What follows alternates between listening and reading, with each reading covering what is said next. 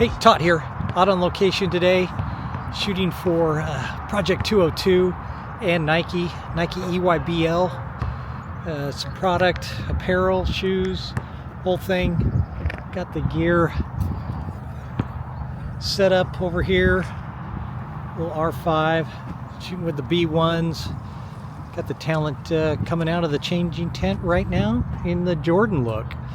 So yeah, we're getting some shots done today, and it's a beautiful day. We almost got busted for not having a permit.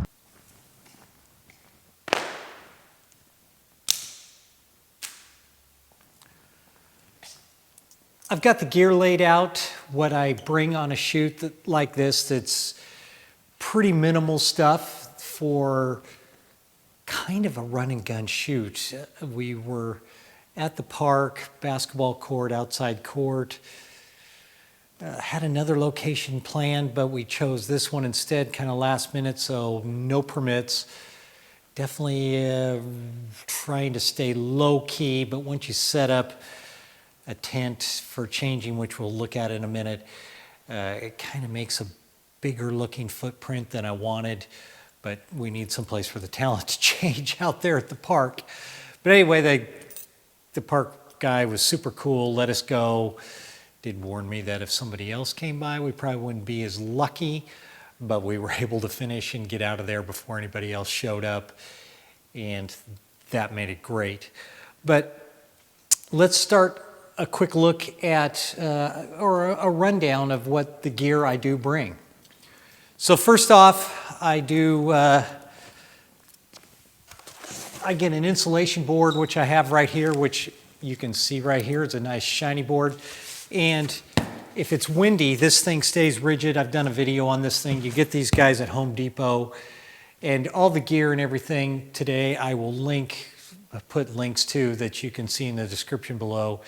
And so you'll have all of that. But this is like I think this is a 2-inch insulation board. You get them at Home Depot or Lowe's, and they're 4x8, and you just cut them in half, and they work great. And then you just put a little gaffer tape around the sides, which I showed in the video before, and I love these things, and they're great. So we have that, bring that, and then I bring a flex fill as well, and this one's got the, it's got a silk in here and a gold and silver reflector. So both of these bring, but again, when it's a little bit windy like it was on the shoot day, these things do blow around a bit, and it's hard for the assistant to keep it where I want it.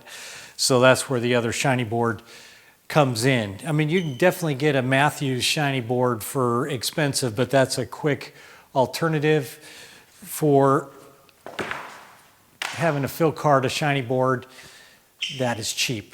And the price is in the description as well. And then I bring a couple of these Dick's Sporting Goods bleacher seat pads, and that's to put my elbows on or my knees or put the camera on.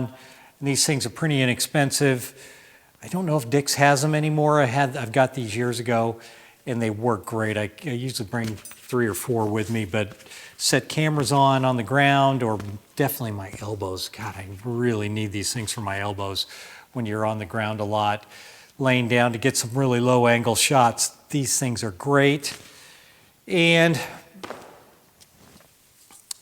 30-foot Area 51 cables, tether cables, get to. They're a little expensive, but when one goes down when you're on set, it is a bummer to not have it, and the client's waiting to be connected, and you don't have an alternative. So always have 2 of these with you.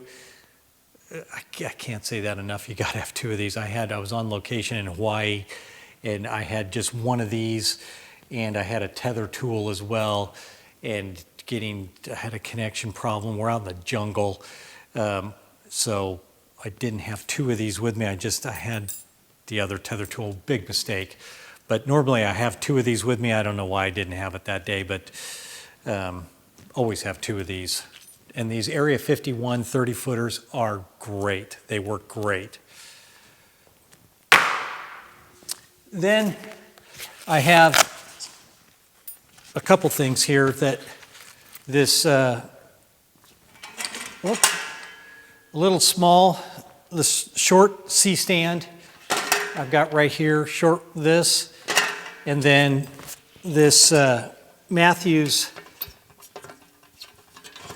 computer that I put my laptop on, this little guy, and it's got a little mount on the bottom that comes off so you can store this thing easily. And it just goes right on the top of the C-stand like this. And then I've got this tent for my computer. Had this guy a long time, and this can hold a 17-inch, which they don't make anymore. But this thing to put the computer on, and then you got to have a couple, which I don't have out here.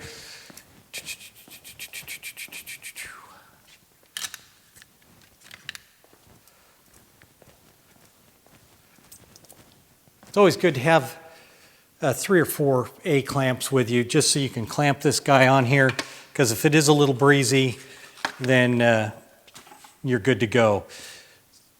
Holds that on there really good, and so I bring that with me. And a lot of times if I'm shooting run and gun, and just go to camera, I mean, well, I won't even tether if I'm really in a spot where I think we're going to get in trouble for shooting. I won't even tether up, because this looks like something fairly sizable. It makes it look like a much bigger shoot going on, and you don't necessarily want all of that attention. I mean, I've shot in other cities where I was shooting famous athletes, and it got a lot of attention, and a lot of people had to hire security to keep people away and stuff. But the more low-key you can be when you're shooting where you really shouldn't be, or without a permit, stay as low-key and as small as you can. That's that. Whoop, and that falls over. Then I've got my Profoto B1s, which are really great. I've had these for years. I don't even know if you can buy these anymore. I'll put a link. I've seen some used ones out there, but I don't even know if you can buy these anymore. I think they're the B3s now or something like that. But I've used these things a ton. They have definitely paid for themselves. And I've got a two light kit in the Pelican case, or a hard case over here. And then like I mentioned before, the pop-up tent. I'm going to pop this up, but these things are a pain in the butt to refold back up. But they are really good for having the talent be able to change, and they work really well. They open up, get it to open up.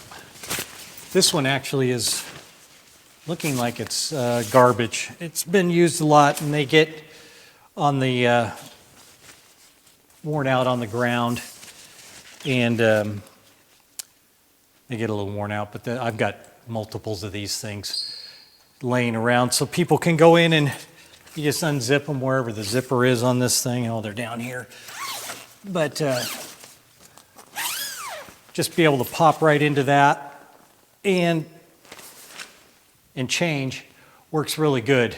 I've used that. That one's actually just fell over. It's my backup one.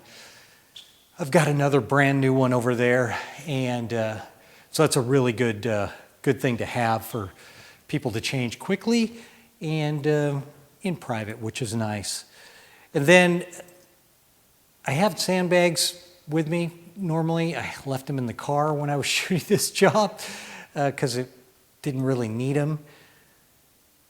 But yeah, so let's now, we'll take a look at some of the images, and then we'll talk about how I lit it and all that kind of stuff. But that's a breakdown of the equipment. Oh, and then cameras.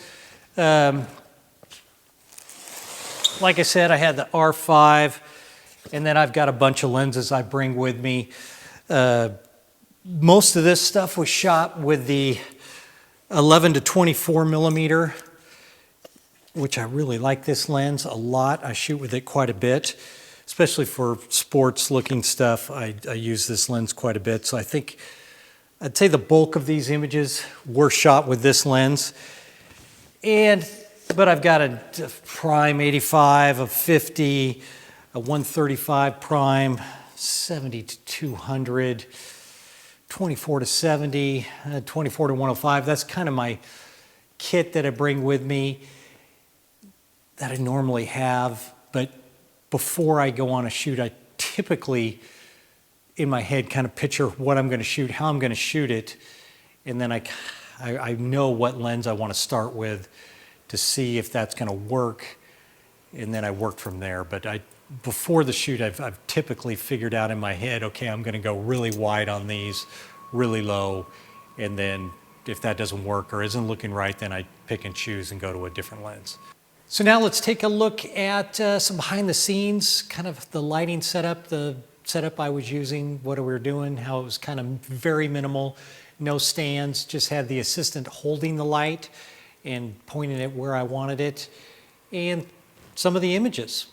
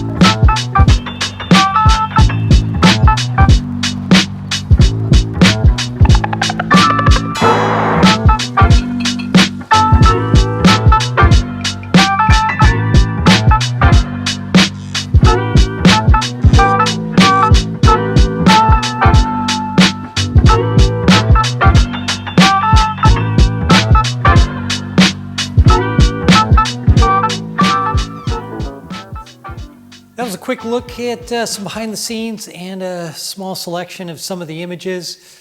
Like I said, they were all going to be cropped square and go social media. Forgot to say that you got to have your laptop with you out there, connected up. Everything will be in the description of the equipment, except for the computer and cameras. You don't need to see links to those. But for the miscellaneous gear items that I bring with me, I'll have links below in the description. As always, appreciate you watching. Any questions, leave it in the comments below. I'll get back to you. And until next time, I am out.